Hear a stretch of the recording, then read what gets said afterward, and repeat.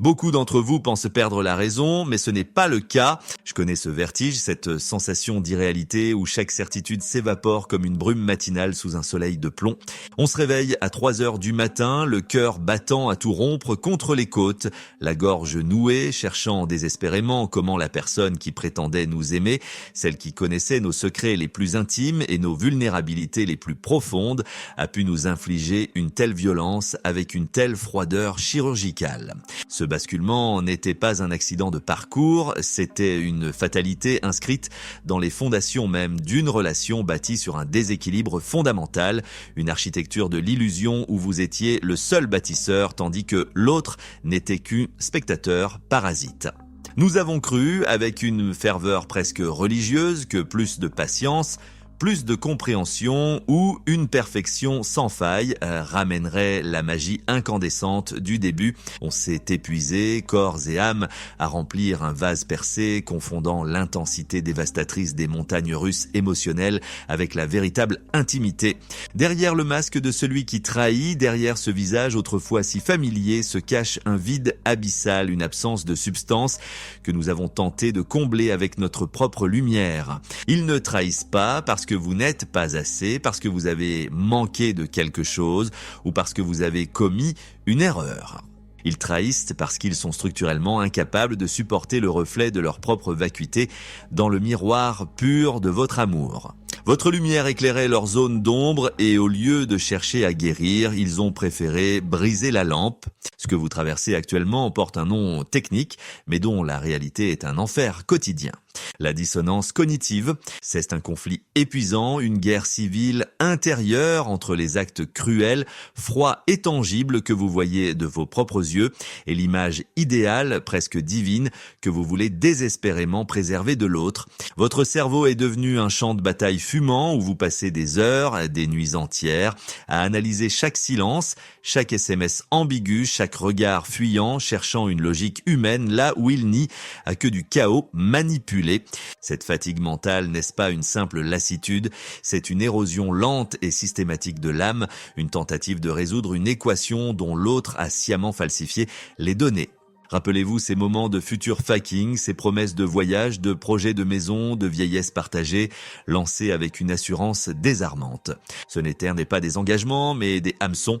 Ils dessinaient un futur radieux pour mieux vous paralyser dans un présent toxique. Vous restiez pour le potentiel, pour cette version d'eux-mêmes qu'ils vous ont vendue lors de la phase de séduction, mais qui n'a jamais existé que dans leur stratégie de capture. Ils utilisaient vos propres rêves comme une cage dorée. Chaque fois que vous tentiez de partir, ils ressortaient un vieux rêve du placard, le secouaient devant vos yeux pour vous aveugler, puis le rangeaient dès que vous aviez baissé votre garde.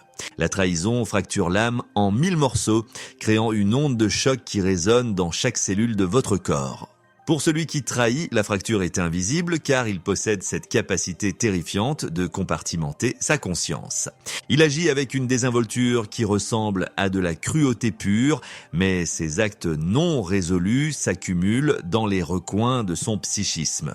Pour obtenir une résolution, une véritable clôture, il faudrait de l'empathie, cette capacité de ressentir la douleur de l'autre comme si c'était la sienne. C'est une qualité que la personne toxique fuit comme la peste car elle l'obligerait à faire face à sa propre réalité, à la laideur de ses choix et à la pauvreté de son monde intérieur. Le silence du partenaire toxique n'est jamais une marque de force ou de réflexion, c'est une fuite lâche devant la responsabilité.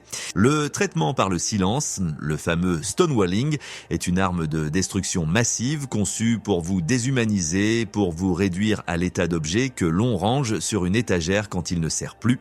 Alors que votre douleur vous force à grandir, à plonger en vous-même et à chercher des réponses universelles, leur silence ne fait que retarder le moment inévitable de se regarder en face dans la solitude absolue de leur ego. Leur apparente supériorité est une armure de verre brillante mais fragile qui vole en éclats dès que la vérité approche de trop près. S'expliquer demanderait une vulnérabilité, une mise à nu dont ils sont physiologiquement et psychologiquement incapables. Il faut comprendre la mécanique du renforcement intermittent, cette drogue dure de la relation toxique qui agit sur votre cerveau comme une addiction au jeu. L'autre vous donne juste assez de miettes d'affection, juste assez de bons moments sporadiques pour vous maintenir accro à un cycle biochimique dévastateur de stress, cortisol et de soulagement, dopamine. Vous n'êtes pas amoureux au sens noble du terme, vous êtes dépendant d'un système de récompense aléatoire où vous avez appris, malgré vous, à marcher sur des œufs, à surveiller le vent, à ajuster votre respiration pour éviter l'orage qui gronde sans cesse. Vous avez sacrifié votre spontanéité sur l'autel de leur humeur changeante. C'est comme attendre la pluie dans un désert. Quand une goutte tombe enfin, vous oubliez des mois de sécheresse, alors que cette goutte est dérisoire face à votre soif immense. Le contrôle acquis par la trahison et le mensonge repose sur du sable mouvant. Leurs relations suivantes, qu'ils affichent parfois avec une indécence calculée, ne sont que des répétitions mécaniques des mêmes schémas. Une idéalisation pathologique au début, le love bombing, suivi inévitablement d'une dévaluation cruelle et d'un rejet final. C'est une boucle sans fin, un disque rayé. Il ne change pas, il change juste de décor et de partenaire de jeu. Pendant ce temps, votre reconstruction, bien que lente, douloureuse et parsemée de doutes, crée quelque chose de réel, de solide, d'inaliénable. Un jour, celui qui se pensait puissant par sa capacité à détruire se retrouvera seul face à son propre désert, tandis que vous serez enfin ancré dans une vérité que personne ne pourra plus vous arracher. L'indifférence affichée du partenaire toxique après la rupture est une limitation émotionnelle, une atrophie sévère du cœur. Ils restent à la surface des choses, dans le paraître et la consommation narcissique, car la profondeur les noierait instantanément. Votre capacité de ressentir cette hypersensibilité qui vous semble être votre bourreau aujourd'hui sera votre plus grand allié demain. Sous leur arrogance de façade se cache une honte toxique, un sentiment d'imposture qu'ils projettent sur vous pour ne pas avoir à le porter. En affrontant votre douleur, au lieu de la fuir dans de nouvelles conquêtes ou des distractions futiles, vous transformez cette honte projetée en une clarté de diamant. La guérison n'est pas une ligne droite, c'est une spirale ascendante. Il y a des jours de liberté exaltante où vous respirez enfin et des jours de rechute brutale où le souvenir de l'autre vous terrasse. Ne vous blâmez pas. C'est le signe que vous traitez l'information, que votre psyché répare les tissus déchirés, contrairement à l'autre qui reste dans une stase émotionnelle, gelé dans son incapacité à évoluer. Rappelez-vous le gaslighting, ces phrases assassines, ces dénis de réalité. Tu es folle, tu imagines des choses, je n'ai jamais dit ça, tu es trop sensible, destinées à vous faire douter de vos propres sens pour assurer un contrôle total sur votre perception. Ils vous ont fait croire que votre boussole était cassée alors qu'il était simplement en train de déplacer le nord. En retrouvant votre lucidité, en nommant les choses, vous reprenez le pouvoir sur votre propre récit de vie. Pensez à la triangulation, cette technique perverse où l'autre introduit une tierce personne, une ex, un ami ambigu, un collègue ou même un membre de la famille pour susciter votre jalousie et vous mettre en compétition. Il crée des rivalités là où il devrait y avoir de la solidarité. Ce n'était pas de l'amour, c'était un jeu de pouvoir pour nourrir son ego affamé de validation. Il voulait vous voir mendier pour une place de premier plan dans leur vie, une place qu'il ne comptait donner à personne. Le love bombing du début, ses promesses grandioses, ses messages par centaines, cette attention de chaque instant qui vous faisait vous sentir unique au monde, n'était qu'un hameçonnage psychologique utilisant vos propres désirs et vos propres manques contre vous. L'amour véritable ne vous demande pas de vous nier pour survivre, il ne vous demande pas de devenir une version diminuée de vous-même pour ne pas faire d'ombre à l'autre. Le corps, lui aussi, a encaissé les coupes invisibles, cette boule au ventre qui ne partait jamais, ces insomnies chroniques, cette perte de cheveux, ces problèmes digestifs ou ces douleurs dorsales inexpliquées étaient à l'écrit de votre organisme vous suppliant de fuir. Votre intuition hurlait à travers votre physiologie alors que votre esprit essayait encore de rationaliser l'irrationnel. Apprenez à écouter ce corps aujourd'hui, il est votre allié le plus fidèle. Il se souvient de la vérité même quand votre cerveau tente de l'enjoliver par nostalgie. Traiter le traumatisme, c'est aussi libérer cette tension accumulée, c'est autoriser ses muscles à se relâcher enfin, sachant que le prédateur n'est plus dans la pièce. Approfondissons ces leçons pour qu'elles s'ancrent en vous. Premièrement, le silence de l'autre est un message définitif et éloquent. Ce n'est pas un vide à combler par vos suppositions ou vos excuses. C'est une manifestation brute de son incapacité à assumer la responsabilité de ses actes. Ne cherchez plus à jeter des ponts vers quelqu'un qui a brûlé les siens. Son absence de réponse est la réponse la plus honnête, la plus authentique qu'il vous ait jamais donnée. Elle signifie « je ne suis pas à la hauteur de l'humanité que tu exiges de moi ». Acceptez ce silence comme une protection, une barrière qui empêche le poison de continuer à couler. C'est un mur que l'univers a dressé pour vous empêcher de retourner dans l'incendie. Deuxièmement, votre empathie est une force vitale, pas une faille de caractère. Ne laissez pas cette expérience vous transformer en une personne cynique, froide ou fermée. Le monde a besoin de votre sensibilité.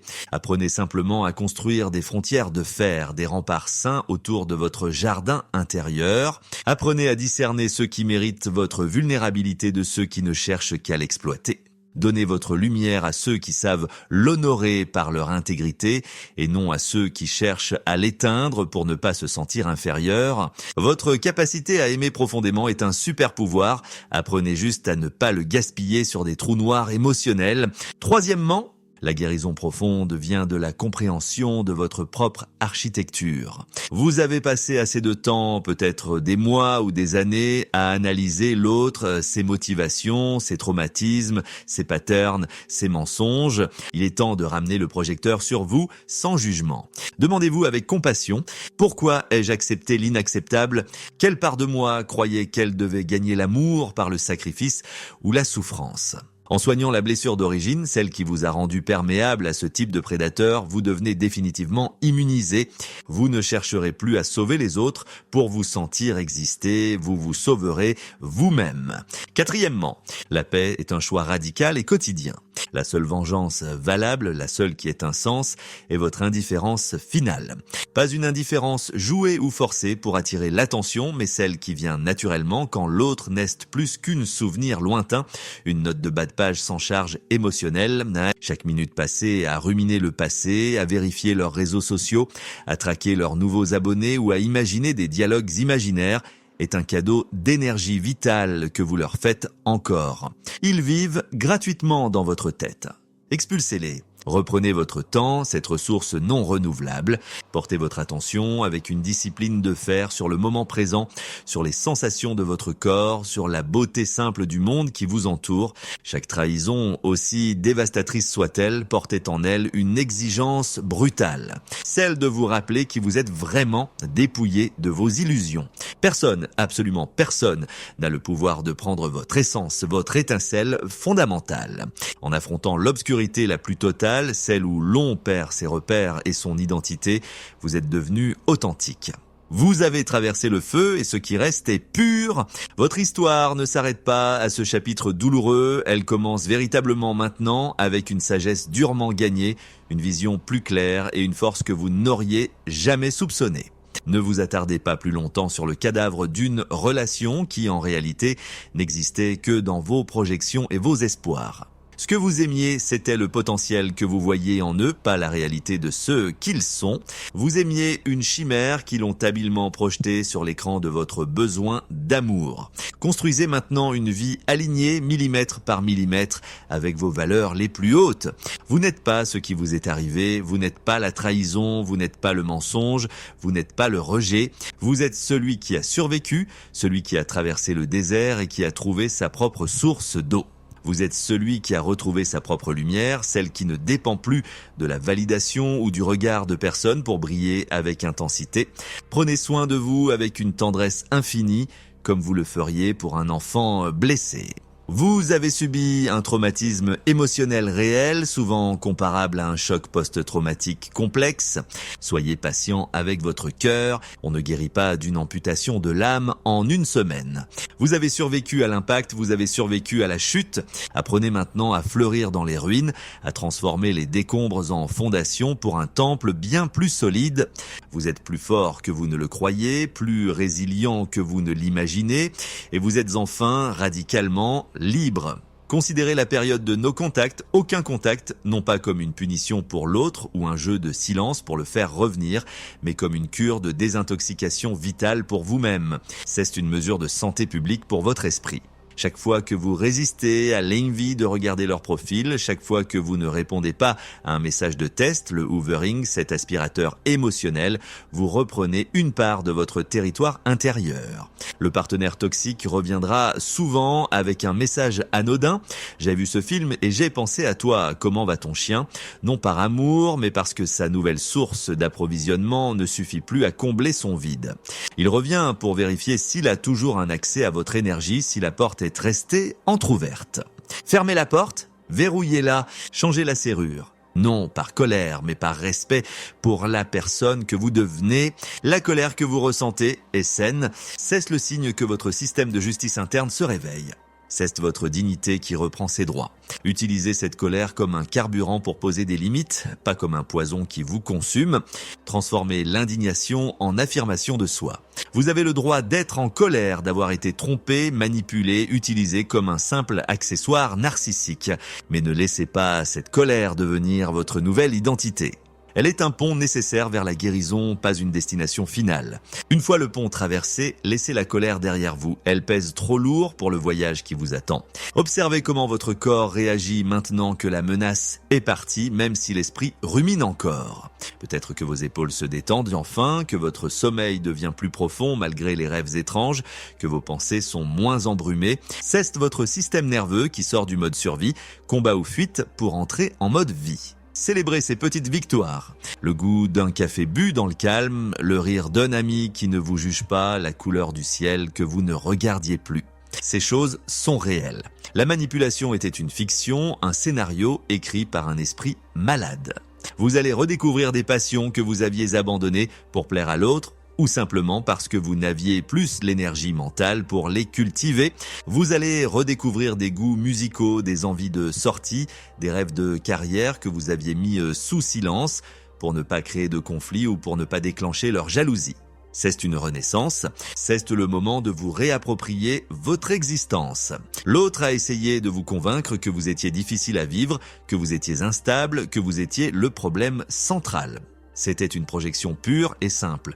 La vérité est que vous étiez trop vaste, trop complexe et trop lumineux pour le petit monde étriqué dans lequel il voulait vous enfermer. Dans les mois à venir, vous rencontrerez des gens qui verront votre valeur sans que vous ayez à prouver quoi que ce soit. Vous découvrirez que l'amour ne doit pas être un combat épuisant pour être vrai. L'intensité dramatique n'est-ce pas l'intimité? La stabilité n'est-ce pas l'ennui? Vous apprendrez à apprécier la paix, cette tranquillité d'esprit que vous aviez oubliée au profit du chaos. Vous comprendrez qu'une relation saine est un port, pas une tempête permanente. Regardez le chemin parcouru depuis ce premier matin de détresse absolue. Vous êtes toujours là, vous respirez. Vous comprenez des mécanismes psychologiques complexes. Vous grandissez. La personne toxique, elle, est condamnée à rester la même, à errer de victime en victime, cherchant désespérément à fuir son propre vide par la destruction d'autrui. C'est une existence tragique et circulaire. Vous avez fait le travail difficile de l'ombre. Vous avez affronté vos démons et les leurs. La lumière que vous portez aujourd'hui est différente de celle du début. Elle n'est plus naïve, elle est consciente. Elle est plus sobre, plus profonde, plus ancrée. Elle ne vacille plus au moindre courant d'air. C'est la lumière de quelqu'un qui sait ce qu'il vaut, qui sait ce qu'il a traversé et qui sait qu'il ne se laissera plus jamais éteindre par un manipulateur en quête de proie. Votre avenir n'est pas une répétition de votre passé, c'est une création nouvelle, basée sur la vérité, le respect de soi et une force inébranlable. Marchez la tête haute. Le pire est derrière vous, dans les cendres de cette illusion. Le meilleur est en vous, prêt à éclore. N'oubliez jamais que le processus de dévaluation que vous avez subi était une projection directe de leur propre sentiment d'infériorité. Ils ont dû vous rabaisser pour se sentir à votre niveau.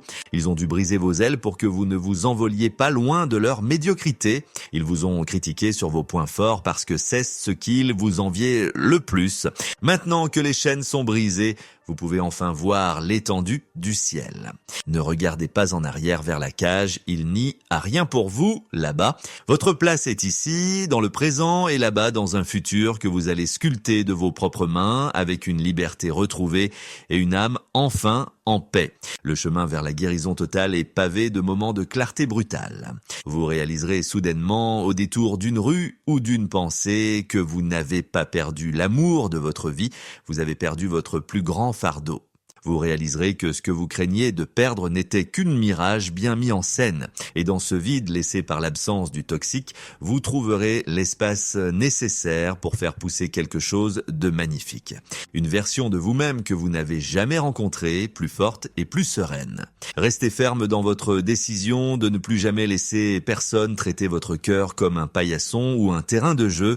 Votre empathie est un trésor sacré, gardez-en les clés précieusement et ne les donnez qu'à ceux qui ont prouvé leur intégrité sur le long terme, pas seulement par des mots, mais par des actes constants. La vie vous offre une seconde chance, non pas pour oublier ce qui s'est passé, mais pour l'utiliser comme un tremplin. Vous êtes le héros de votre propre histoire, pas une note de bas de page dans leur scénario de manipulation. Reprenez la plume, le prochain chapitre est blanc et c'est vous qui l'écrivez. Chaque jour de silence de leur part est un jour de liberté pour vous. Chaque tentative de leur part pour vous recontacter est une occasion de tester votre nouvelle force et de dire non à la destruction. Ne flanchez pas devant les larmes de crocodile ou les excuses de dernière minute. Le passé est un mentor, pas une résidence secondaire. Portez votre sagesse comme une armure invisible et avancez vers la lumière. Vous avez survécu à la tempête la plus violente, celle qui vient de l'intérieur. Vous êtes maintenant celui qui commande au vent de sa propre vie. Votre temps est sacré, votre énergie est précieuse et votre cœur est enfin en sécurité entre vos propres mains.